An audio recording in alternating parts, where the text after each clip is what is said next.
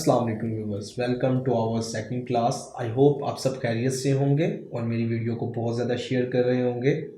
और मुझे उम्मीद है कि मेरी दी हुई असाइनमेंट्स को भी उतने ही अच्छे से कर रहे होंगे जितने अच्छे से मैं लेक्चर्स को आपको प्रोवाइड करता हूँ। तो चले आए न्यू लेक्चर में, देखते हैं कि किन चीज़ों को हम सीखेंगे और न्यू असाइनमेंट किस तरह से बनाएंगे। मैंने एक डॉक्यूमेंट बना कर रखा हुआ है, लेकिन इसकी सेटिंग करने से पहले हम ये देखेंगे कि हम इस वीडियो में किन नई चीज़ों को सीखने वाले हैं। इस वीडियो में हम पैराग्राफ ग्रुप के कुछ ऑप्शंस को सीखेंगे, जैसा कि line spacing and paragraph spacing, alignments, और पुराने ग्रुप के कुछ ऑप्शंस जो रह गए थे उनको स्टडी करेंगे। सबसे पहले हम देखेंगे टेक्स्ट की अलाइनमेंट को। अगर मैं टेक्स्ट को सिलेक्ट करता हूं और सेंटर पर क्लिक करता हूं तो ये टेक्स्ट हमारा सेंटर में आ जाता है। अगर अलाइन राइट पे क्लिक करता हूं तो टेक्स्ट राइट साइड पे आ जाता है। अगर अलाइन लेफ्ट पे क्लिक करता हूं तो टेक्स्ट हमारा लेफ्ट साइड पे आ जाता है। इसके बाद आता है फोर्थ ऑप्शन, जस्टिफाई। इसको देखेंगे किस तरह से वर्क करता है। अगर मैं सब टेक्स्ट को सिलेक्ट कर लेता हूँ और जस्टिफाई में जाकर जस्टिफाई पे क्लिक करता हूँ तो देखें, जैसे आपके लेफ्ट साइड से ये टेक्स्ट स्ट्रेट था, इसी तरह से राइट साइड से भी ये टेक्स्ट स्ट्रेट हो गया। इसके बाद ऑप्शन आता है जस्टिफाई लोअर मीडियम, जस्टिफाई लो मीडियम हाई। तो ये क्या करते हैं, इसमें क्या डिफरेंस है। अगर जस्टिफाई लो पे क्लिक करते हैं तो बिल्कुल हल्की सी जस्टिफिकेशन होती है। अगर मीडियम करते हैं तो देखें कि आपके टेक्स्ट की जस्टिफिकेशन थोड़ी बढ़ गई है। मैं जूम करके आपको दिखाता हूँ। अगर मैं लो पे था या जस्टिफाई पे था तो ये बिल्कुल ये टेक्स्ट करीब करीब था, लेकिन अगर मैंने मीडियम किया तो थोड़ा दूर हो गया, और अगर मैं हाई करता हूँ तो बहुत ज़्यादा इसमें गैप भी आ जाता है और जस्टिफाई भी हो जाता है। इसके बाद बात करेंगे लाइन स्पेसिंग की। अगर मैं कुछ लाइंस की स्पेसिंग को चेंज करना चाहता हूँ तो मैं इस ऑप्शन पे आकर यहाँ से चेंज कर सकता हूँ। अगर आपको इससे ज़्यादा स्पेस देनी है जो यहाँ पर लिखी नहीं हुई, अलबत्ता इसकी ज़रूरत नहीं पड़ती, लेकिन अगर आपको देनी है तो लाइन ऑप्शंस में जाकर आप इस जगह पे आकर यहाँ से उस ज़्यादा स्पेस दे सकते। फॉर एग्जांपल मुझे यहाँ पे 5 की स्पेस देना है तो मैं यहाँ से ओके करता हूँ तो ये 5 की स्पेस आ गई है, जो कि बिल्कुल यूज़ नहीं होती, लेकिन ऑप्शन था, मुझे पढ़ाना था, पढ़ा दिया। बाय डिफ़ॉल्ट स्पेस 1.15 और समथिंग 1.25 ऐसे होती है। मैं यहाँ से लाइन ऑप्शन में जाकर देख भी लेता हूँ। ये देखें 1.08 होती है। इसके बाद बात करते हैं पैराग्राफ स्पेसिंग की। अगर मैं सब पैराग्राफ को पकड़ने के बाद इनकी स्पेस को रिमूव कर देता हूं तो आप देख सकते हैं कि ये पैराग्राफ एक दूसरे के क्लोज आ गए हैं। ये आप तब यूज़ कर सकते हैं जब आपके पास डाटा ज़्यादा है और पेजेस कम है, आपको कम पेजेस के ऊपर वही डाटा को प्रिंट करना है, तो इसलिए आप ये चीज़ यूज़ करते हैं। अदरवाइज़ इसको यूज़ नहीं करते, क्योंकि इसमें आपको डिफ़िकल्ट हो जाता है पैराग्राफ को डिफ्रेंशिएट करना। और यहाँ से आप जाकर ऐड स्पेस दोबारा कर सकते हैं। इसके बाद बात करते हैं हमारे फॉन्ट ग्रुप के कुछ ऑप्शंस जो रह गए थे। मैंने अपने सारे टेक्स्ट को पकड़ता हूँ, अगर लोअर केस करता हूँ तो सारे वर्ड स्मॉल हो जाते हैं, जैसा कि आप देख रहे हैं। और टॉगल केस ये भी कभी यूज़ नहीं होता, जैसा कि इसमें आप देख रहे हैं कि टी स्मॉल और बाकी वर्ड्स बड़े हैं। तो इस तरह से वर्क करता है। सम टाइम ये अच्छे से वर्क करता है और सम टाइम ये बिल्कुल वर्क नहीं करता। मेरे पास ये मोस्टली इसी तरह से करता है। आप भी ट्राई कीजिएगा इसको, ये कभी कभी वर्क करता है और कभी कभी वर्क नहीं करता। इसके बाद बात करते हैं इटैलिक की, जो आपके बोल्ड के बाद आ रहा है। हम किसी भी वर्ड को जो हमने प्रोमिनेंट करना है उसको पकड़ के अगर हम इटैलिक करें तो इस तरह से वो वर्ड इटैलिक हो जाता है, कुछ टेढ़ा हो जाता है। और इसके बाद बात करते हैं स्ट्राइक थ्रो। स्ट्राइक थ्रो, आप किसी भी वर्ड को काटना चाहते हैं। फॉर एग्जांपल आपके पास कोई डॉक्यूमेंट है, आप वहाँ पे उसमें कुछ चेंजिंग कर रहे हैं, आपने कुछ पुराने वर्ड्स या पुरानी लाइंस को कट करना है। फॉर एग्जांपल मुझे यहाँ से लेके यहाँ तक इस लाइन को कट करना है और मैं याद रखना चाहता हूँ कि मुझे ये लाइन कट करना है, तो आप यहाँ से जाकर स्ट्राइक थ्रो को यूज़ कर सकते हैं। और इसके बाद बात करते हैं सबस्क्रिप्ट और सुपरस्क्रिप्ट की। तो सबस्क्रिप्ट और सुपरस्क्रिप्ट किस लिए यूज़ किया जाता है। केमिस्ट्री की कुछ इक्वेशंस लिख रहे होते हैं या मैथ की इक्वेशंस लिख रहे होते हैं, जैसा कि मैं यहाँ पर लिखता हूँ, आपके पास H2 और O भी कैपिटल में लिख लेते हैं। आप देखेंगे इस तरह से कभी नहीं होता, 2 हमेशा स्मॉल होता है, तो इसको आप सबस्क्रिप्ट कर सकते हैं। सबस्क्रिप्ट करने से कोई भी टेक्स्ट नीचे की तरफ चला जाता है, जैसे कि डॉक्यूमेंट के मैं इन वर्ड्स को पकड़ता हूँ और यहाँ पे मैं कर रहा हूँ तो ये देखिए नीचे की तरफ चला गया। और इसके बाद बात करते हैं सुपरस्क्रिप्ट। तो ये तब यूज़ होता है जैसे कि आप यूज़ कर रहे हैं टुडे टेम्परेचर इज़ 45 डिग्री के लिए मैं 0 लगा रहा हूँ और 0 को पकड़ के आप क्या करते हैं, सुपरस्क्रिप्ट करते हैं। तो इस तरह से वर्क करेगा।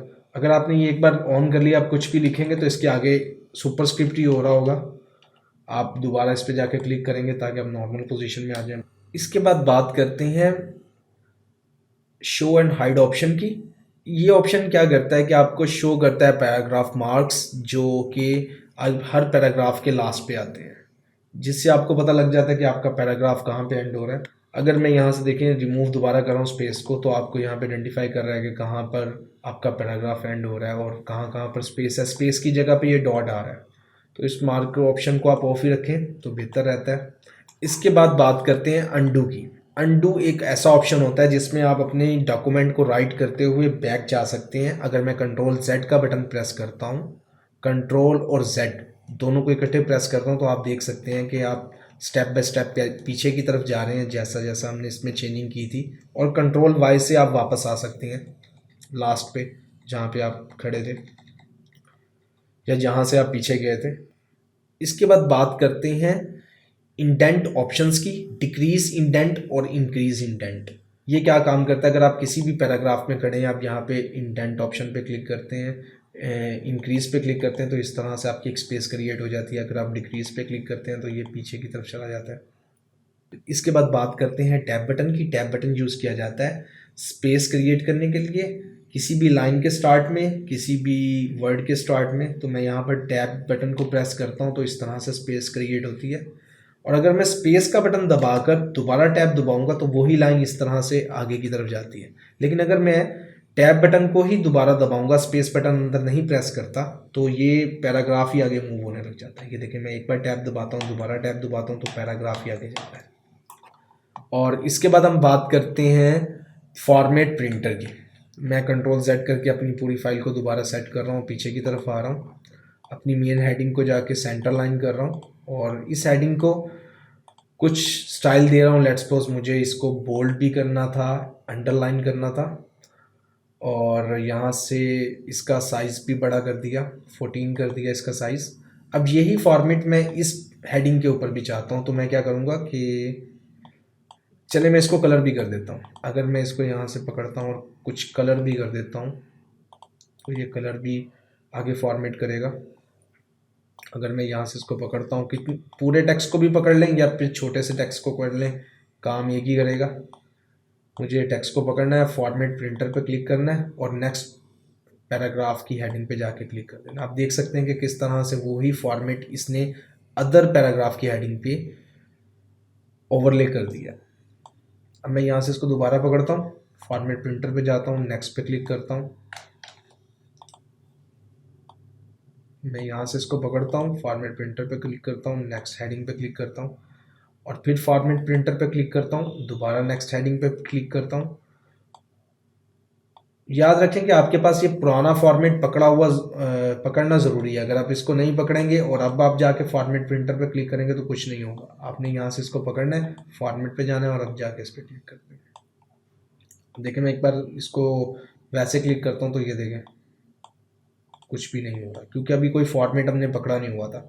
अगर मैं यहाँ से फॉर्मेट पकड़ता हूँ, फॉर्मेट प्रिंटर पे जाता हूँ और ये इस पर क्लिक करता हूँ तो देखें आपका फॉर्मेट उस पर लग गया।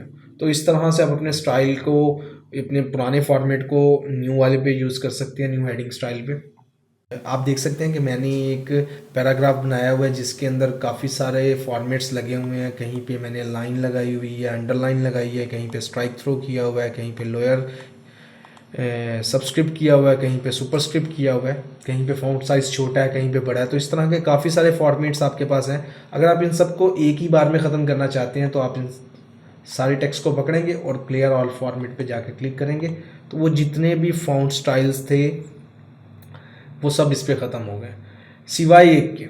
और वो कौन सा होगा? वो होगा आपका हाईलाइटर। अगर आपने किसी टेक्स्ट को हाईलाइट किया हुआ है, चलिए मैं कंट्रोल Z करके पीछे जाता हूँ, इसी के अंदर मैं जाके कुछ डाटा को हाईलाइट कर देता हूँ। जैसे कि मैंने ये ब्लू हाईलाइट कर दिया और यहाँ से कुछ डाटा को मैं यहाँ पे जाकर पिंक हाईलाइट कर देता हूँ। तो आप देख सकते हैं कि अगर मैं इसको पकड़ के क्लियर ऑल फॉर्मेट करता हूँ तो ये हाईलाइट्स ख़त्म नहीं करता, बाकी सब फॉर्मेट्स ख़त्म कर देता है। इसके बाद बात करते हैं लास्ट ऑप्शन की। आप यहाँ से इस टेक्स्ट को पकड़ते हैं और यहाँ पे जाके शेडिंग लगाते हैं, किसी भी कलर की आप शेडिंग लगाते हैं। याद रखें कि अगर आप डार्क कलर की शेडिंग लगा रहे हैं तो टेक्स्ट का कलर लाइट रख लें, और अगर लाइट कलर की शेडिंग लगा रहे हैं तो टेक्स्ट का कलर डार्क कर लें। ये देखें, जैसा कि मैं ब्लैक लगा रहा हूँ तो कंप्यूटर खुद ब खुद इसका कलर वाइट कर रहा है, इवन कि मेरा कलर पहले ब्लैक था। कुछ में होता है जैसा कि ये ब्लू कलर भी डार्क है लेकिन इसमें वो कलर नहीं चेंज कर रहा। अगर आप इस तरह की शेडिंग यूज़ कर रहे हैं तो आप अपने टेक्स्ट का कलर हमेशा वाइट रखेंगे, और अगर आप शेडिंग यूज़ कर रहे हैं लाइट कलर की तो अपने टेक्स्ट का कलर डार्क रखेंगे। अब चलते हैं हमारी असाइनमेंट की तरफ। आज आपने क्या असाइनमेंट बनानी है। सबसे पहले आपने जाकर इस तरह से शेडिंग देनी है तमाम हेडिंग्स को। सब हेडिंग्स को एक ही कलर की शेडिंग दे सकते हैं, डिफरेंट भी दे सकते हैं, जो आपको पसंद है वैसा करें। बट ये कोशिश कीजिएगा कि अगर आप डार्क शेडिंग यूज़ कर रहे हैं तो टेक्स्ट का कलर प्लीज़ लाइट रखिएगा।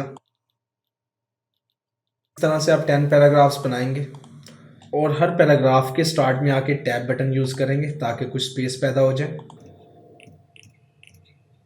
और प्लस अपने टेक्स्ट का कलर भी चेंज करना है।